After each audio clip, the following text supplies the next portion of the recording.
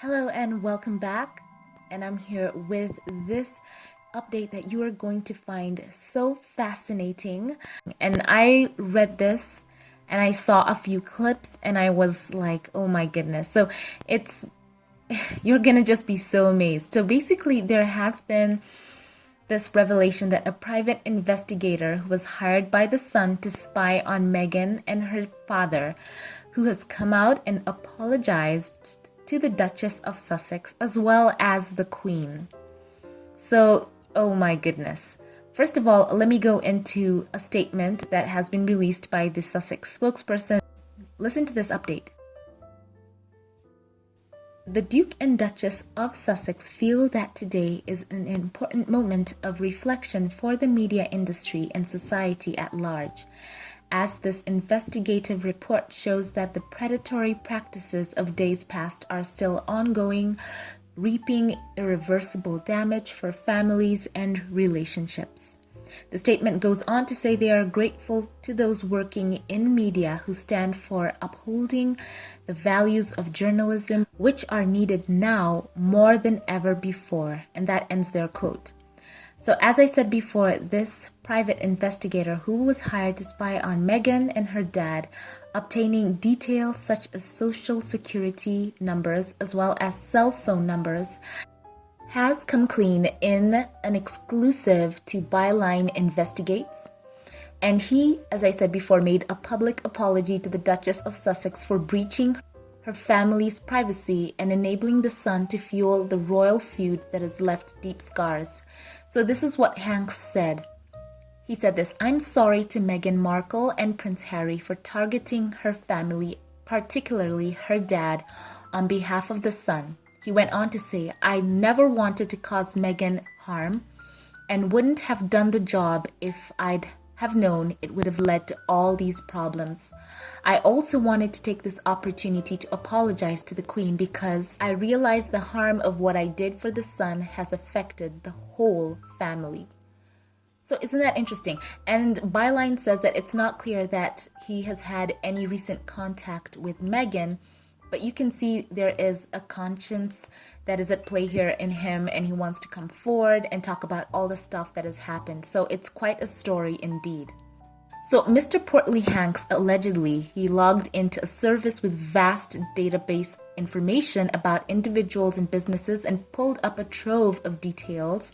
His full name is Daniel Portly Hanks. He is a veteran Los Angeles private investigator known as Dano, whose resume includes several stints in prison and decades of clandestine work for a range of artists, including several British tabloids. So as I said, he logged into that database and he basically pulled up a lot of information about individuals' businesses and pulled up a trove of details, home addresses, cell phone numbers, social security numbers, and more about Meghan, her parents, her siblings, and her ex-husband, and allegedly sold it to the U.S. editor James Beale for about $2,000, according to an invoice reviewed by the New York Times. So he has gone on to speak to, I think, the BBC and other, major outlets who have independently verified this. So guys, you can imagine what Meghan has been through, especially in her interview with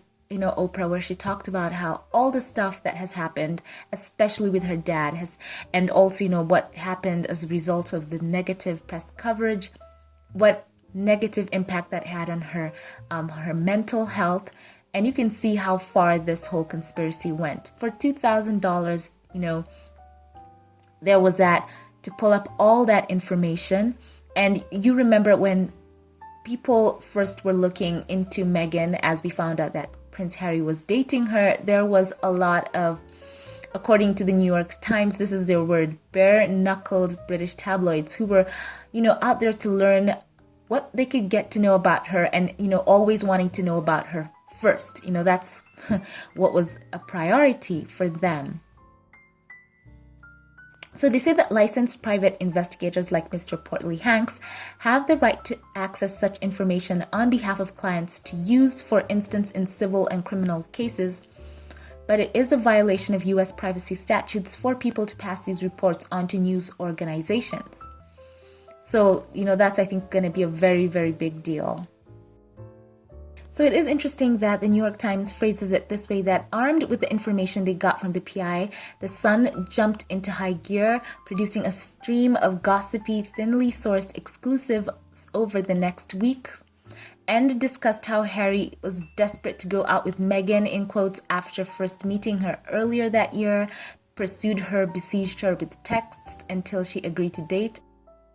So it's great to see that Byline Reports has really been on this, uncovering these practices that are really, really not the way to go. They are, as I said, the Duke and Duchess of Sussex worded it so well in their statement there. And wow, can you just imagine what this is? And to see that Mr. Portley Hanks has finally gotten this conscience pang in him to come forward and say that he knows he did the wrong thing. He also said this, that the Sun had sent him a letter that he had to sign, that he wouldn't use illegal methods to locate people or do background checks. But then he also went on to say the reporters came back to him and said, but if you want to get work, keep doing what you've been doing, with a nod and with a wink. So some very underhanded stuff there going on. The article goes on to point out that as the Sun was printing its early articles about Harry and Meghan's romance, the Sunday Express and other competitors were getting scoops of their own, fanning out across America to talk to anyone remotely connected to Meghan. They stalked out houses, they bombarded distant relatives with phone calls, they talked to neighbors, they quoted unnamed friends and pals of the couple. And interestingly enough, guys, they couldn't get any dirt on, I'm not talking about in particular these, the Sunday Express, but they said many of those, tabloids had gone looking for, quote, dirt on Meghan, and they couldn't get any. So, in all this competitive edge of trying to get information about Meghan and Harry, especially in their first, the time that everyone found out that they were dating and everyone wanted to know more about, especially Meghan at that time. It's interesting that they couldn't get dirt on her. And I always like to think back to now the accusation that Meghan was bullying palace staff. Honestly, guys, if she was a bully, wouldn't they have found out by now? With all of this, with all of, the constant bombardment of, people, anyone who knew her, in fact. So we remember the article coverage. Meghan was almost straight out of Compton. They made so much of her being mixed race, and her mom as well. They said they stalked her mom. And it's just good to see that all this is coming out as well. So guys, as we said it always before, the truth comes out. And, the PI said that he realized what he was doing was wrong. And this is what he said in an interview from Kelly. He said that my income was based on other people's tragedy. He admitted it. And he said that, Meghan for him wasn't anyone, it was just a name to him as he was getting information on her. But now he sees what it has all led to. And even if I know right now he is basically, I will paraphrase this, he is, I think, out of prison and now is trying to give an open look into the tricks of the trade, as it were. So, he has his own thing going, but it is good to see that he is also using that opportunity to shed light on what happened on Meghan. And, just seeing what has ended up happening. And I hope that this can be a wake-up call for these publications to basically do things the right way and to treat people, like they're actual people and not bottom lines and scoops and, trying to be first. And I love Denzel Washington. He said something that has stuck with me, that many times these outlets, they want to be first, but it's more important to be right, So I'm happy this is coming to light, and I'm happy to share this with you guys. Share your thoughts with me in the comment section below. I'm just so happy. It's just, so good to see all this coming to light. For those of you who chose to reach out, I want to say thank you. As you know, in my last video and in my last community post, I talked about some of the changes coming to YouTube, especially where international creators were concerned. YouTube reached out and spoke to many of the creators saying that there was a new change coming to monetization. And as some of you know, as I explained in the last video, content creators can be able to monetize their own original content, but YouTube does keep 45% of any earnings. And they did mention that for some international creators that there would be a new tax put on top of that amount, that 45%, to the US government. And of course, many creators were baffled by that decision by YouTube because, as I said, US creators are not taxed, overseas. If you have an audience in, pick and choose whatever country, no US creator on this content who's, creating their own original content would be taxed for having an audience in any other country. So people were surprised why, YouTube and the US government was doing that, some international creators. So as I reached out to some of you, chose to support my channel, and I want to give a special shout out to some of you. Not only as Patreon supporters, some of you just chose to give through PayPal as well. And as I said before, I know not everyone's on Patreon. So allow me to say a special thank you to those of you who have chosen to just partner and stand with this channel. I am so grateful. I don't take it for granted. I just want to say no amount goes unnoticed, whatever amount it was. I'm just so grateful from my heart. So special thank you to you. Let's start off with not only my Patreon supporters who I absolutely love. I just want to give a special shout out right now to my newest Patreon supporter, Connie Balmer. Thank you and welcome to my Patreon.